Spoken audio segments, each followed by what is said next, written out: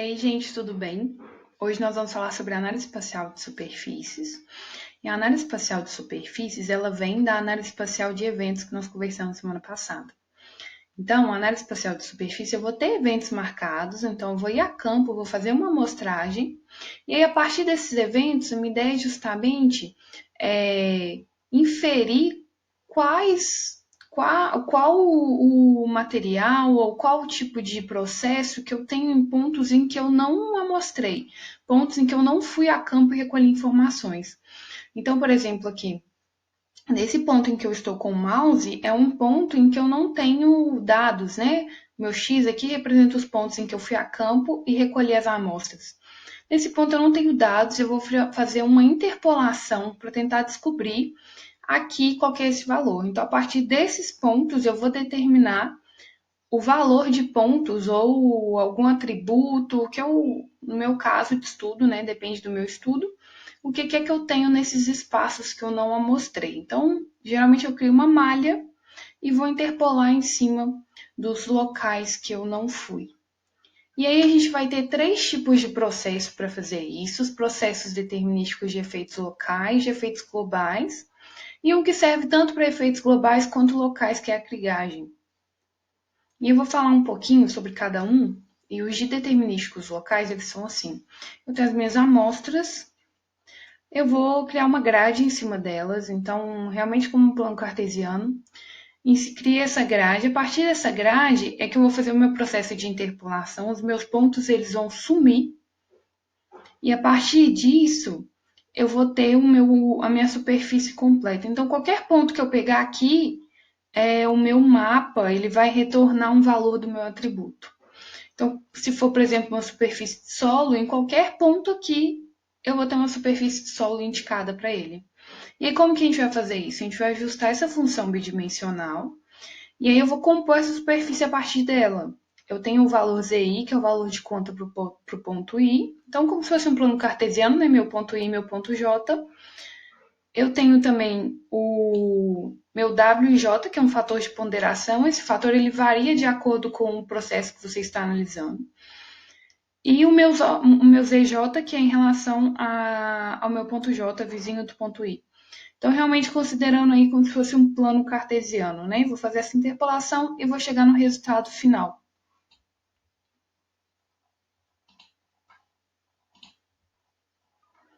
E eu tenho essa opção de fazer pelo método do vizinho mais próximo, pelo método de média simples, pelo método de média ponderada. O método do vizinho mais próximo, o que eu vou fazer? Eu vou justamente pegar os pontos e a partir de qualquer ponto que eu pegar no espaço, eu vou atribuir um valor a ele igual ao valor do meu vizinho mais próximo. Então, você vai gerar um gráfico desse jeito assim, ó, um mapa desse jeito, que se parece com fronteiras, tá vendo? São polígonos. Porque a gente realmente atribui o ponto de quem está mais próximo. Já o por média ponderada, não. Ou por média simples, na verdade. O por média simples, você vai fazer uma média entre os dois pontos mais próximos. Então, aqui nesse exemplo, os pontos claros aqui, ó, são os nossos pontos de amostra. Eu vou fazer uma média entre os dois pontos para chegar no valor. Aí você vai vendo, ó, eu tenho esse outro terceiro aqui, que é o por média ponderada. Ele se parece mais com a realidade, né? Ele não tem situações assim tão fronteiriças quanto esse daqui. Por exemplo, se eu tiver aqui realmente no mapa, alguns pontos ainda, se eu estiver andando, eu estou do lado de um ponto e ele já mudou completamente o valor, né? Já mudou completamente o atributo. E na realidade não é assim, né? O meio natural ele não é assim. E aí, por média ponderada, eu vou ter uma superfície mais contínua, uma superfície que você vai olhar para ela e ela vai realmente parecer com uma forma natural, né? Vou usar, para fazer essa média ponderada, os meus valores de distância, os meus atributos e os valores deles. Então, eu vou fazer uma média ponderada. Quem tiver a distância mais próxima do ponto que eu estou considerando vai ter um valor mais... vai pesar mais na minha média, né? Posso dizer assim. E eu tenho para isso também, para suavizar esses picos e desconformidades, eu tenho o estimador de Kernel, também conhecido como estimador de densidade não paramétrico. E a ideia dele é justamente fazer isso.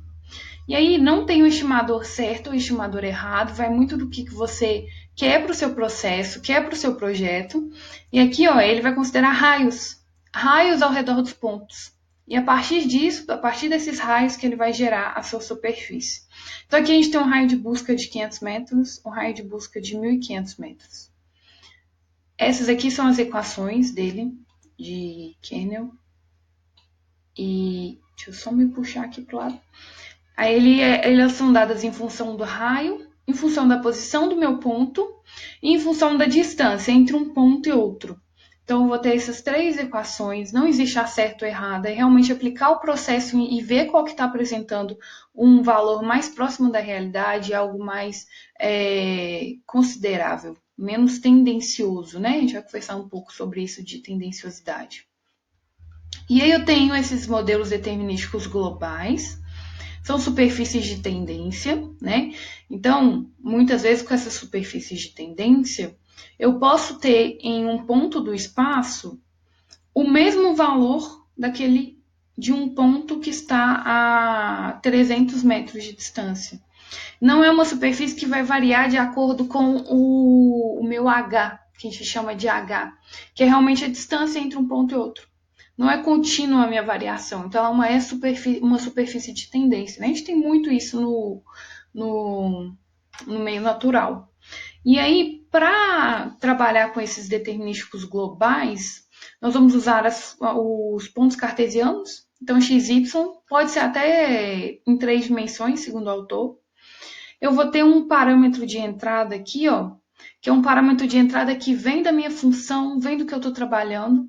Então, depende do que você está trabalhando, você atribuir a esses valores aqui, e vai te dar um resultado. Esse resultado, ele é justamente do ponto que você quer trabalhar.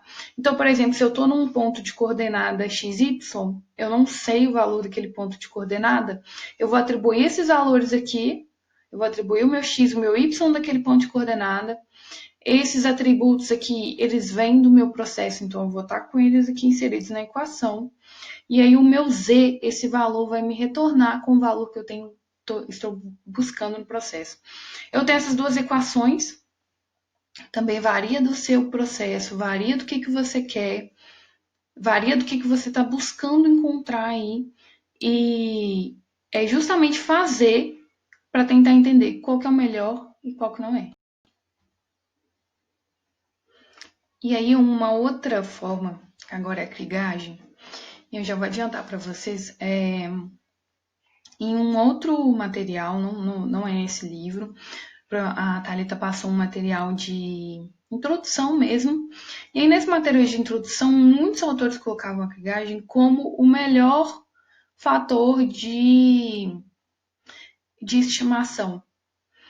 E não eram todos, mas a maioria, assim, o texto até destacava isso, citava alguns, citava aqueles que confiavam na krigagem como o melhor, outros que não, mas a maioria confiava como o melhor fator de interpolação.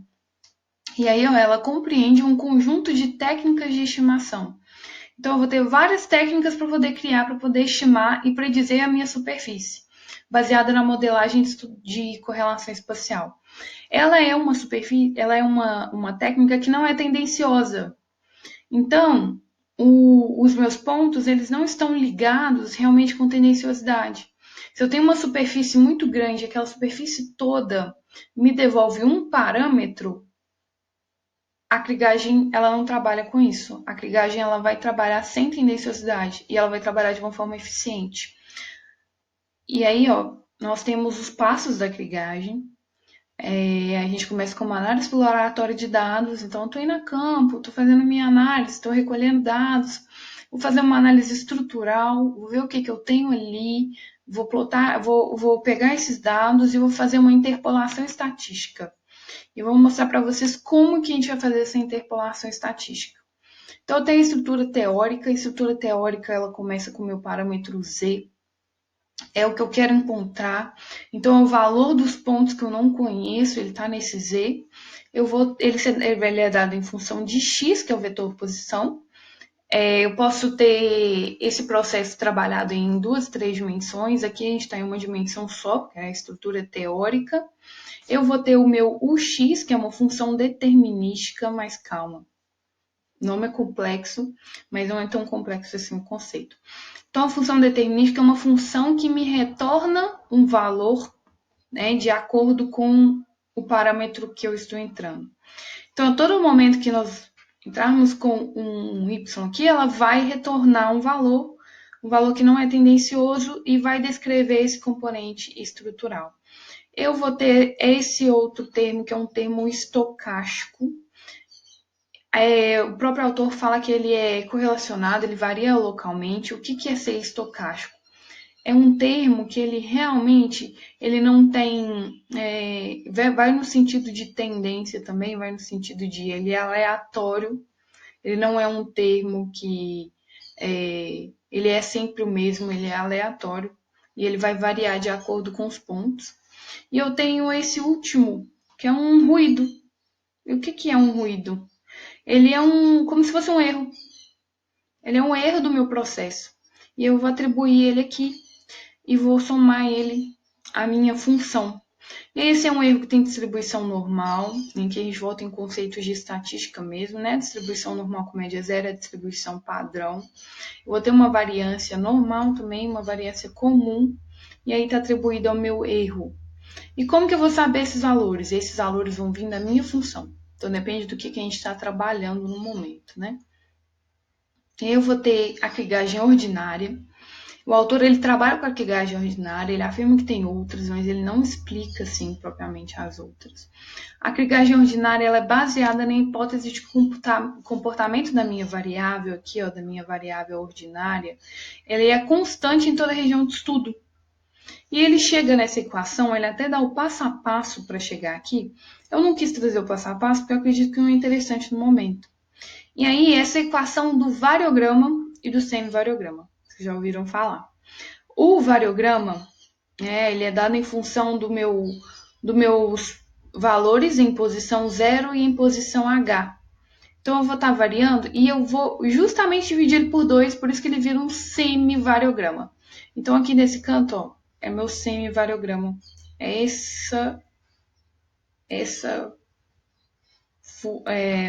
essa entrada aqui a gente chama de variograma e de semivariograma, em função do meu H, que é da minha distância, né? Então, assim, um modelo básico para a gente gerar um semivariograma em 2 dimensões. Eu vou ter aqui meu semivariograma estimado.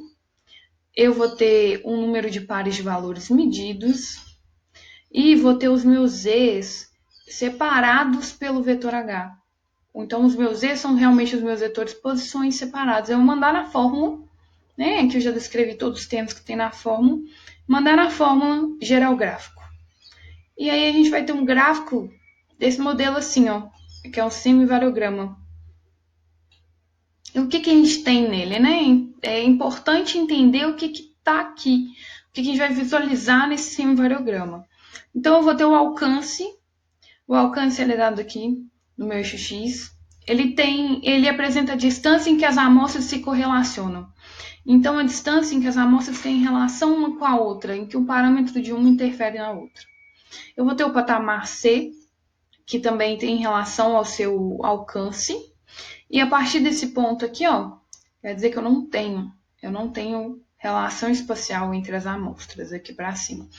Então, dentro desse quadrado, não sei se eu posso dizer quadrado, aqui um retângulo, são pontos em que eu posso dizer que eles têm correlação espacial. E eu tenho esse efeito Pepita. O que é esse efeito Pepita? O efeito Pepita, ele vem do meu menor valor de distância entre as amostras. Então, meu menor valor de distância entre as amostras, ele vai corresponder aqui ao meu efeito Pepita. É como se fosse um erro de entrada, né? Ele aproxima de um valor positivo. E aí eu dou uma descontinuidade porque é menor que o valor entre as minhas amostras. Por fim, eu tenho esses outros modelos, eles também são relativos à clivagem. Modelo exponencial, modelo esférico, modelo gaussiano. O autor ele vai falar e vai descrever equações para todos esses modelos. Eu não quis trazer aqui essas equações porque são realmente assim, olha, pegar o modelo, entrar nessas equações, gerar o processo e escolher qual que ficou melhor. Eu não quis trazer porque eu acredito que pode ficar um pouco maçante, mas eu quero registrar aqui, ó, precisando, tá aqui, tá nesse autor, tá nesse livro. A gente vai pegar, vai mandar nesses modelos e realmente retornar os valores para tentar ver qual que é o melhor, qual que não é e escolher qual que nós vamos usar. Aí, ó, fica claro aqui, né, o efeito Pepita, meu alcance, meu patamar, tanto nesses modelos, né? E, só para deixar claro, das outras vezes eu falei antes, eu não falei dessa vez, o livro que a gente está usando é o livro de análise espacial de dados geográficos, então precisou, é só a gente entrar aqui, realmente consultar e seguir. Vários programas fazem isso para a gente, então já vem com as equações prontas, mandar os parâmetros lá e receber o cálculo. Ainda não tem propriedade para falar exatamente sobre como que os programas fazem isso. A gente vai descobrir isso junto nos próximos capítulos. E obrigada, gente. Tchau, tchau.